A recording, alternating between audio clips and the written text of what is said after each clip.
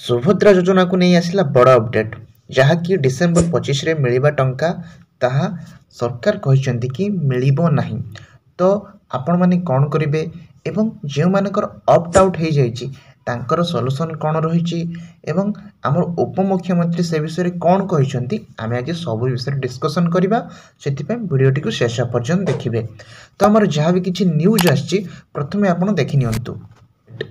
एबे मिलिबनी सुभद्रा टंका क्यों मानकु ना जो माने वर्तमान प्रथम पर्यायर चतुर्थ किस्ती प्रदान को स्थगित रखा जाइछि। एइटा होछि हमर मेन कथा। स्थगित माने जोटा कि मिलवा कथा चतुर्थ किस्ती डिसेम्बर 25 रे सेटा एबे स्थगित रखा जाइछि।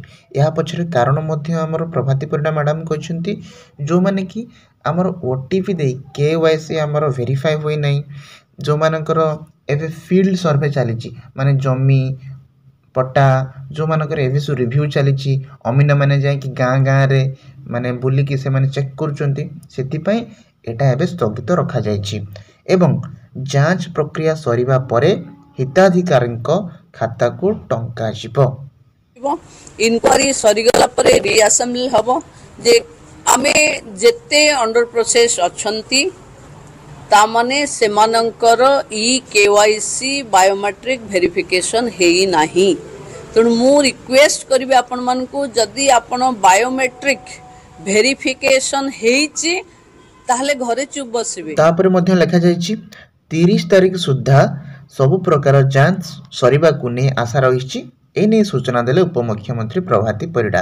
माने हमर जो डिसेम्बर 25 रे मिलिबा कथा ताहा स्थगित रखा जाइछि एवं जहाँ भी हमर जांच होछि हमर केवाईसी हला किमा हमर जमी पटा जहाँ भी किछि अमीन माने आरआई माने जाई चेक करछंती ता डिसेम्बर 30 अर्थात हमर नुआ वर्ष परे माने जनवरी 1 परे मिलिबार बहुत संभावना रही। सूचना अनुसार सुभद्रा योजना रे बाद पड़िथिबा हिताधिकारी आवेदन जांच प्रक्रिया सरी नथिबा प्रथम पर्याय चतुर्थ किस्ती को स्थगित रखा जाइछि।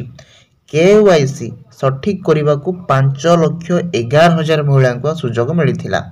ठीक अच्छे कहीं जो मानकर प्रथमे ओटीपी से माने ओटीपी वेरीफाई कर सारी से एबे मिलूना।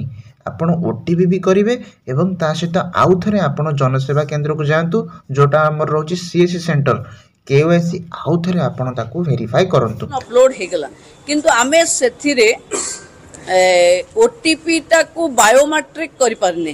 तेणु जो सेमानकर अंडर प्रोसेसिंग देखौची तेणु जो माने ओटीपी रे करि दैचंती से माने बायोमेट्रिक करंतु जनसेवा केंद्र रे बा मो सेवा केंद्र रे। मते देखंतु सही कथा हमर लिखा जायछि जे ओटीपी जरिया रे केवाईसी करिथिले एबे बायोमेट्रिक जरिया रे केवाईसी करिवा को पड़िबो। जो कथा हम कहली आपण ओटीपी जरिया रे आगुर करिथिले किंतु एबे सेटा बायोमेट्रिक अनुसार होउछि तो आपण जाय निश्चित चेक कर नेबे एवं एही सब केवाईसी जांच पर चतुर्थ पर्याय सुभद्रा टंका दिया जिवो जाके एबे 25 तारिख रे मिलिबा कथा स्थगित रखा जाइछि।